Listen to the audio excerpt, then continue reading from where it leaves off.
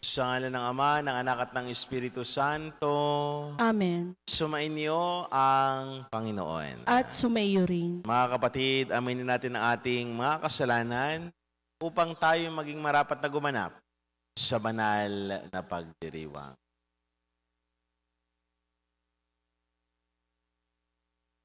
Inaamin ko sa makapangyarihang Diyos At sa inyong mga kapatid, na lubha akong nagkasala sa isip, sa salita at sa gawa, at sa aking pagkukulang, kaya isinasamo ko sa mahal na Birheng Maria, sa lahat ng mga anghel at mga banal, at sa inyong mga kapatid, na ako ipanalangin sa Panginoong ating Diyos. Kawan tayo ng makapangyarihang Diyos. Patawarin tayo sa ating mga kasalanan at patnubayan tayo sa buhay na walang hanggan. Amen.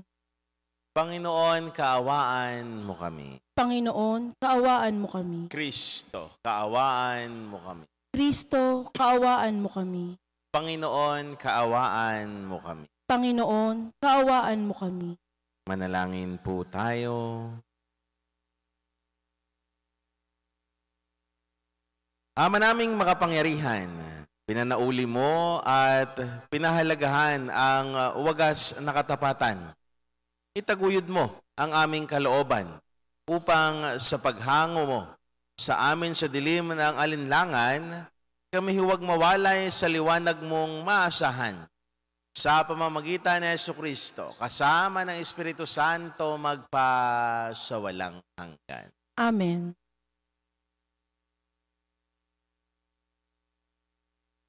Pagbasa mula sa mga gawa ng mga apostol. Noong mga araw na iyon, may ilang taong dumating sa Antioquia mula sa Judea at itinuro sa mga kapatid ang ganito. Kapag hindi kayo nagpatuli ayon sa kautusan ni Moises, hindi kayo maliligtas. Tinututulan ito ni Pablo at Bernabe at naging mainitan ang kanilang pagtatalo tungkol dito. Kaya't napagkaisahang papuntahin sa Jerusalem sina Pablo at Bernabe at ang ilan pang kapatid sa Antioquia upang makipagkita sa mga apostol at sa matatanda tungkol sa suliraning ito. Sinugo nga sila ng simbahan at pagdaan nila sa Felicia at Samaria, ibinalita nila ang pagkahikayat sa mga hentil. Ito'y labis na ikinagalak ng mga kapatid. Pagdating sa Jerusalem, malugod silang tinanggap ng mga apostol ng matatanda at ng buong simbahan at isinalaysay nila ang lahat ng isinasagawa ng Diyos sa pamamagitan nila. Ngunit tumindig ang ilang mananampalatayang kabilang sa pangkat na mga Pariseyo at ang sabi nila, kailangang tuliin ang mga hentil na sumasampalataya at utusang tumupad sa kautusan ni Moises. Nagpulong ang mga apostol at ang matatanda upang pag-aralan ang suliraning ito. Ang salita ng Diyos. Salamat sa Diyos. Salmong tugunan. Masaya tayong papasok sa tahanan ng poong Diyos. Masaya tayong papasok sa tahanan ng poong Diyos. Ako'y nagalak sa sabing ganito, sa bahay ng poon ay pumasok tayo. Sama-sama kami matapos sapitin ang pintuang lungsod nitong Jerusalem. Masaya tayong papasok sa tahanan ng poong Diyos. Yaong Jerusalem kay ganda ng anyo. Maganda ang ayos ng muling matayo. Dito umaahon ang lahat ng angkan, lipi ni Israel upang magsambahan. Masaya tayong papasok sa tahanan ng poong Diyos. Ang hangad, ang poon ay pasalamatan, pagkat ito'y utos na dapat gampanan. Doon din naroon ang mga hukuman at trono ng haring hahatol sa tanan. Masaya tayong papasok sa tahanan ng poong Diyos.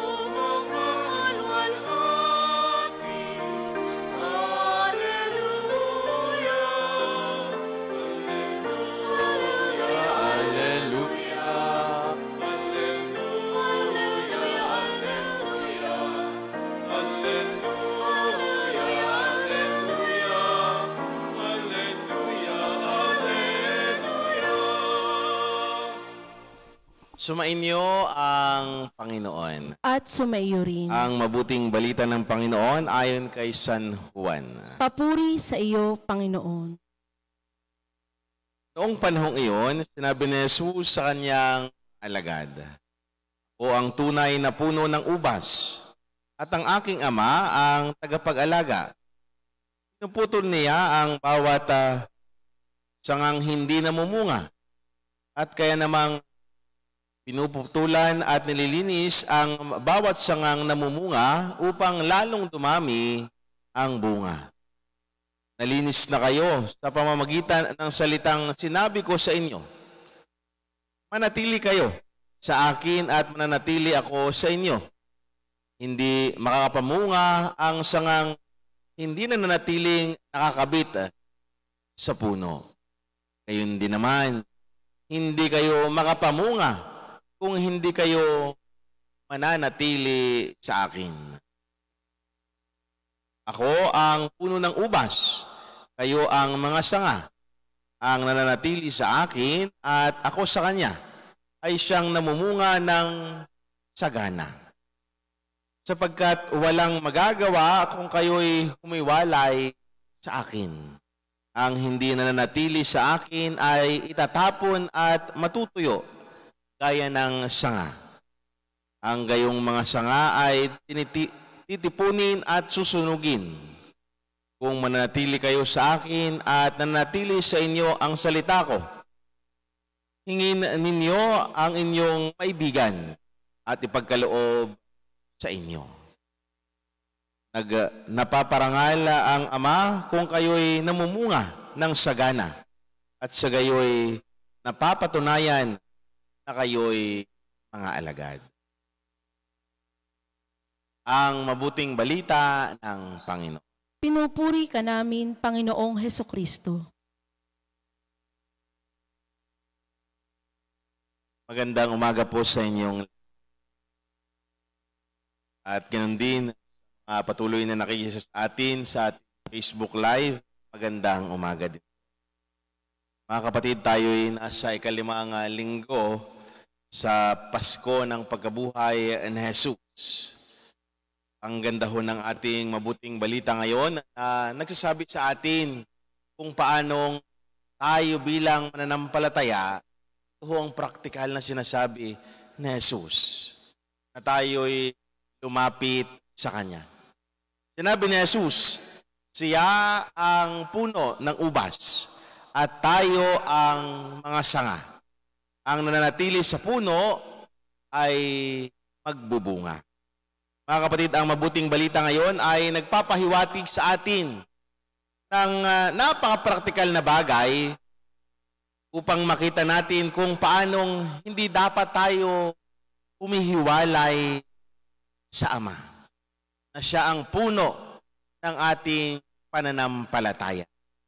Sapagkat katulad ng isang sangang napahiwalay sa puno, pa ang nangyayari?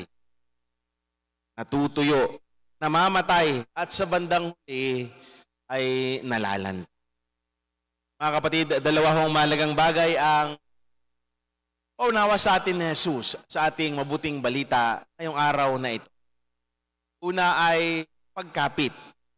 Kinakailangang mahigpit ang pagkapit natin sa puno na siyang daan upang tayo ay magbunga. Sinhunin niyo, praktikal ho. Pagkakita ho ninyo ang puno, kapag ang sanga ay nabali, sabihin nating naputol. Kita ho ninyo unti-unti. Pagka ito'y nabali at maliit ang kapit sa puno, unti-unti hong unti-unti hong namamatay. Sa bandang huli ay nalalag na. Ganon din ho sa buhay natin, pananampalataya.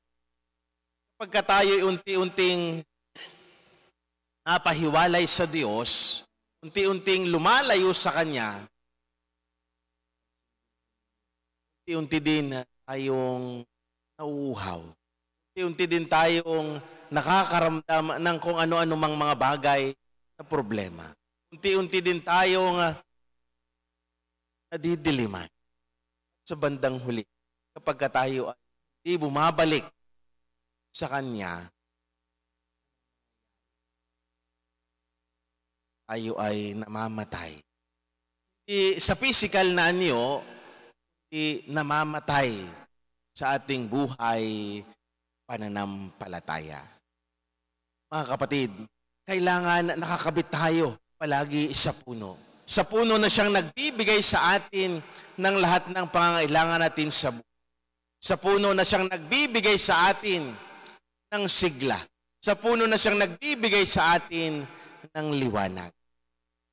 Kaya kung gusto nating hindi tayo tumatahak sa dilim, huwag tayong bumitaw sa puno siyang nagbibigay sa atin ng liwanag, ay kay Jesus. Pangalawa ay pagmamahal.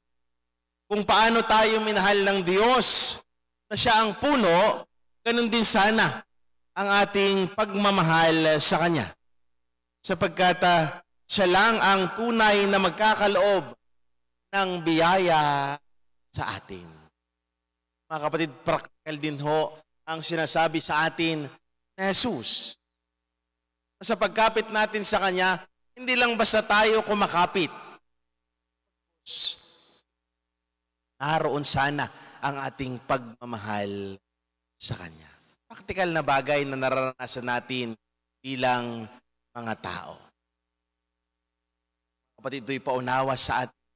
Kumakapit lang ba tayo dahil may kinakailangan tayo? Kumakapit lang ba tayo dahil may natatanggap?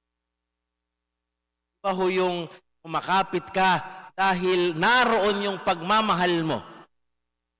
Pa rin ho yung kumakapit ka dahil nakukuha mo ang pangangailangan mo. Marami ho sa atin mga ganong tao ngayong panahon. Kumakapit dahil may nakukuha, pero mahal ba? Kumakapit dahil may pangangailangan, pero ang tanong, mahal ba?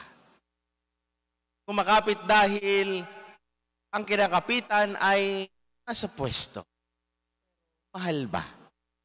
Kumakapit dahil merong siyang gustong makuha o marating sa buhay.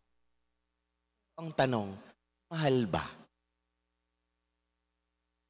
Kapatid, ganun din sa buhay natin, pananampalataya.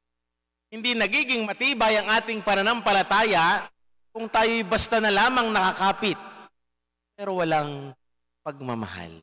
Kung tayo'y basta na lamang nakakapit dahil merong tayong nahihita, pero walang pagmamahal. Hindi nagiging matibay ating pananampalataya. Kung ganon ang basihan ng ating pagkapit sa Diyos. Makapit, pero walang pagmamahal. Makapit dahil lamang may nakukuha. Kumakapit dahil may gustong marating. Kumakapit dahil may hidden agenda. Tayo mga kapatid, paunawa sa atin na Jesus bilang mga sanga. Kumapit tayo ng may pagmamahal. Na alam natin na sa pagkapit natin sa Diyos, hinahayaan natin ang Diyos ang siyang magbibigay sa atin ng lahat ng biyaya. Hinahayaan natin siya mismo ang gumalaw para sa atin. Dahil natigit sa lahat, alam natin na mahal tayo ng Diyos. At pangalawa nating gagawin sa pagkapit natin, dahil alam natin na mahal tayo ng Diyos, na kailangan din, naroon din ang ating pagmamahal sa Kanya. Naroon din ang pagbibigay natin ng ating sarili. Lamang Diyos ang siyang aantay natin. Hindi lamang ang Diyos ang siyang magbibigay sa atin. Hindi tayo rin, sa pagkapit natin sa Kanya, tayo rin mismo, ibibigay din natin ang ating sarili. Tayo rin mismo, ibibigay din natin ang ating pagmamahal. paalala sa atin, Jesus. Sana bilang bilang magkakapatid sa pananampalataya kay Kristo, sana ang maging ugali natin, makapit tayo dahil gusto nating ay makuha. Kumakapit lang tayo dahil gusto nating may mapagmamalaki. Sana mga kapatid, kumakapit tayo dahil ang atin ay ipadama din ang ating pagmamahal sa Kanya. Pagkapit at pagmamahal ang magiging daan upang tayo bilang mananampalataya ay magbunga sa pamamagitan ng Jesus, ng Diyos. Sila ang puno at tayo ang mga sanga. Isang magandang umaga sa inyong lahat.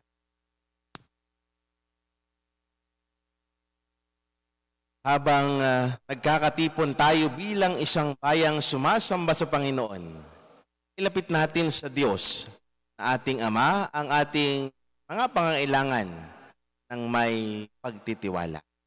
Panginoon, dinggin mo ang aming panalangin. Panginoon, dinggin mo ang aming panalangin.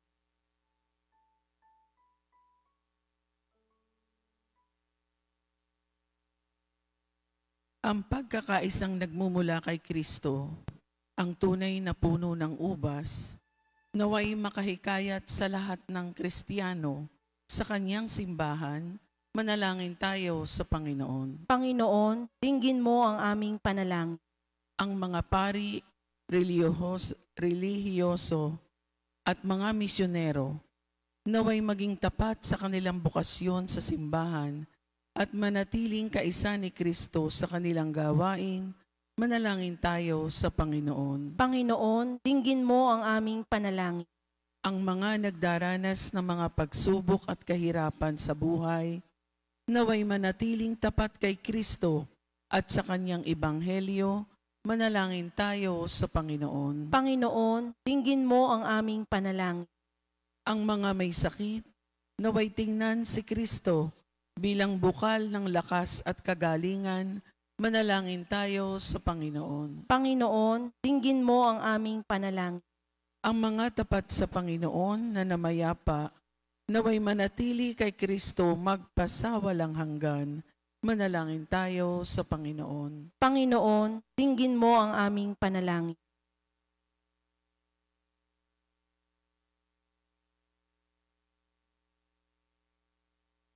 Panginoon, wala kaming magagawang anuman kung wala ka sa aming piling.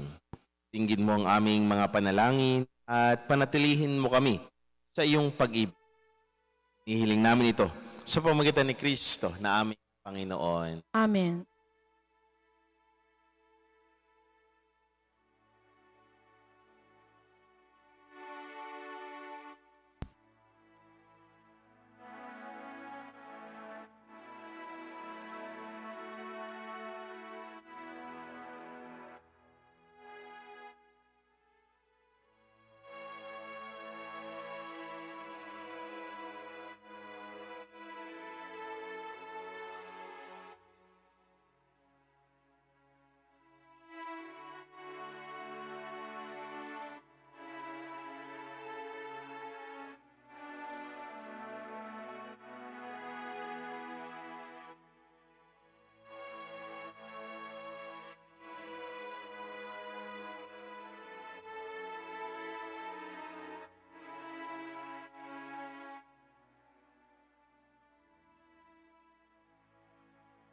Manalangin kayo mga kapatid upang paghahain natin ang kalooban ng Diyos amang makapangyarihan. Tanggapin nawa ng Panginoon itong paghahain sa iyong mga kamay, sa kapurihan niya at karangalan sa ating kapakinabangan at sa buong sambayanan niyang banal. Ama naming lumikha, ipagkaloob mong kami ay laging magalak sa pagdiriwang ng Pasko ng pagkabuhay ng iyong anak, upang ang ginagawang patuloy na pagsisikap ay maging sanhi ng aming ligayang walang maliw. Sa pamamagitan niya, kasama ng Espiritu Santo magpasawalang. Amen. Sumainyo ang Panginoon. At sumaiyo rin. Itaas sa Diyos ang inyong puso at diwa. Itinaas na namin sa Panginoon. Pasalamatan natin ang Panginoon na ating Diyos. Marapat na siya ay pasalamatan. Ama naming makapangyarihan, tunay nga marapat na ikaw ay aming pasalamatan. Ngayong ipinagdiwang ang paghahain ng Mesiyas, ang maamong tupa na tumubos sa aming lahat. Sa paghahain ng sariling buhay at sa pagkabuhay ng anak mong mahal, nabuksang ganap ang iyong tahanan at kaming pinagharian mo'y naging kasambahay. Sa pagkamatay niya sa krus, nalupig ang kamatayan. Sa kanyang pagkabuhay, naging buhay siya ng tanan. Kaya kaysa ng mga anghel na nagsisiawit ng papuri sa iyo, nang walang humpay sa kalangitan, kami nagbubunyi sa iyong kadakilaan. Santo, Santo, Santo Panginoong Diyos ng mga hukbo, napupuno ang langit at lupa ng kadakilaan mo. O sana sa kaitaasan, pinagpala ang naparirito sa ngalan ng Panginoon. O sana sa kaitaasan.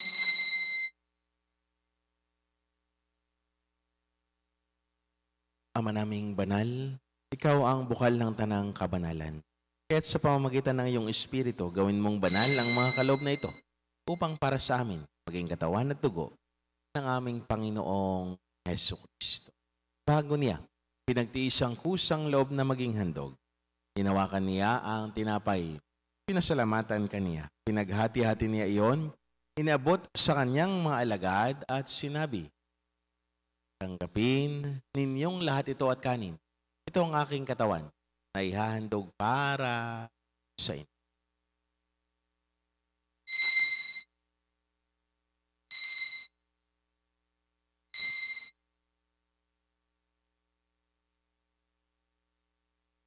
Gayon din naman, nung matapos ang hapunan, hinawakan niya ang kalis, muli kaniyang pinasalamatan.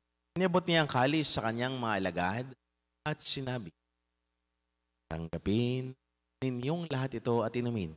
Ito ang kalis ng aking dugo, ng bago at walang hanggang tipan. Ang aking dugo na ibubuhos para sa inyo at para sa lahat, sa ikapagpatawad ng mga kasalanan. Gawin ninyo ito sa pag-alaala sa akin.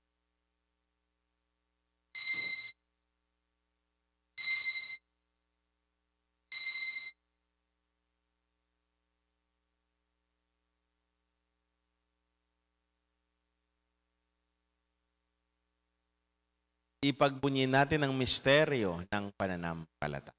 Si Kristo'y namatay, si Kristo'y nabuhay, si Kristo'y babalik sa wakas ng panahon. Ama, ginagawa namin ngayon ang pag-alaala sa pagkamatay at muling pagkabuhay ng iyong anak. Kaya tiniaalay namin sa iyo ang tinapay na nagbibigay buhay at ang kalis na nagkakaloob ng kaligtasan. Kami, nagpapasalamat dahil kami yung minarapat at tumayo sa harap mo para maglingkod sa iyo. Isinasamo namin kami magsalo-salo sa katawan at dugo ni Kristo ay mabuklod sa pagkakaisa sa pamamagitan ng Espiritu Santo. Alalahanin mo rin ang mga kapatid naming nahimlay na may pag-asang sila'y muling mabubuhay, gayon din ang lahat ng mga pumanaw.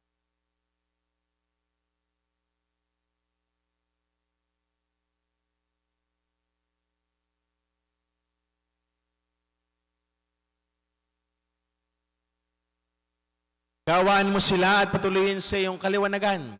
Gawaan mo at pangindapatin kaming lahat na makasalo sa iyong buhay na walang wakas. Kaysa ng mahal na Birheng Maria na ina ng Diyos, kaysa ni Poong San Jose, kaysa ng mga apostol at ng lahat ng mga banal, ni San Jose Marelo, na namuhay dito sa daigdig ng kalugod-lugod sa iyo. May pagdiwang nawa namin ang pagpupuri sa ikarangal mo sa pamamagitan ng anak na aming Panginoong Jesucristo. Sa pamamagitan ni Kristo, kasama niya at sa Kanya, ang lahat ng parangal papuri sa iyo, Diyos, amang makapangyarihan, kasama ang Espiritu Santo, magpasawalang hanggan.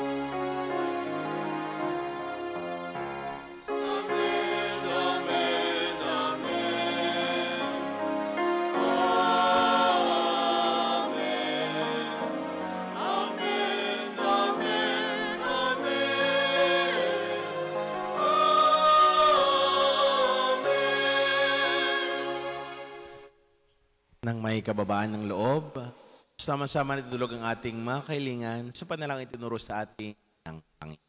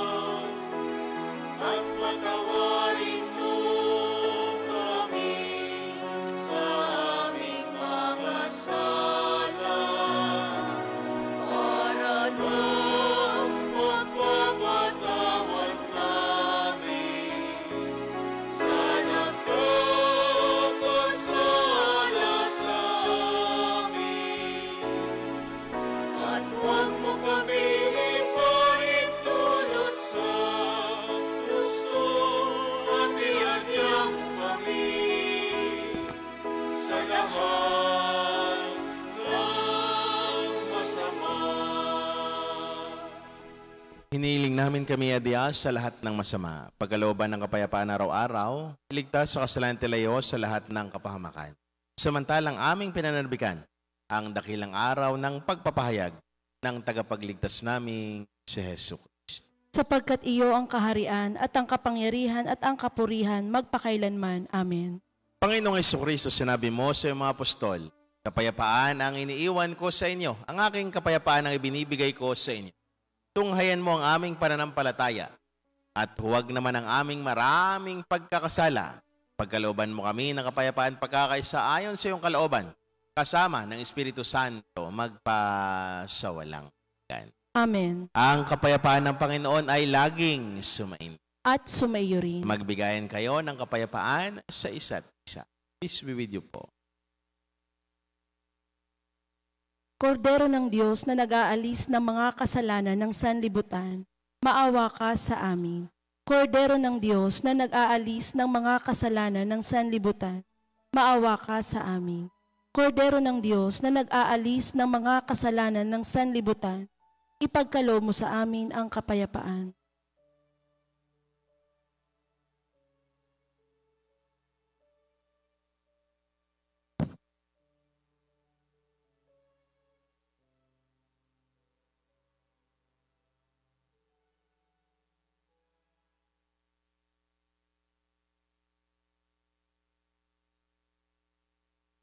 Mga kapatid, ito ang kordero ng Diyos. Ito ang nag-aalis ng mga kasalanan ng sanlibutan. Mapapalad tayong naniyahan sa kanyang banal na piging. Panginoon, hindi ako karapat-dapat na magpatuloy sa iyo, ngunit sa isang salita mo lamang ay gagaling na ako.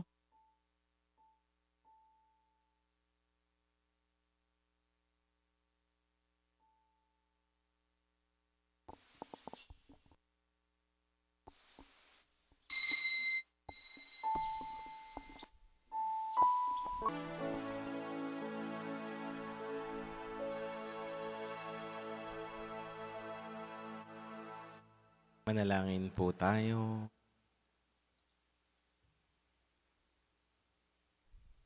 Ama naming mapagmahal, ang aming mga pagluhog ay iyong pakinggan para sa pagkakamit ng iyong tulong sa amin araw-araw at para sa pagkakaloob ng ligayang walang katapusan na pawang idinudulot ng banal na pakikinabang sa pagdiriwang ng pagpapalitan ng inyong bigay at aming alay. Sa pamamagitan ng Jesucristo, kasama ng Espiritu Santo, magpasawalang hanggan. Amen. Sumainyo ang Panginoon. At sumaiyo rin. At pagpalain kayo ng mawain, mapagmahal at makapangyarihang Diyos. Sa ngalan ng Ama, ng Anak at ng Espiritu Santo. Amen. Ang banal na misa ay naialay na May kayong taglayang kapayapaan at pag-ibig ng Salamat sa Diyos.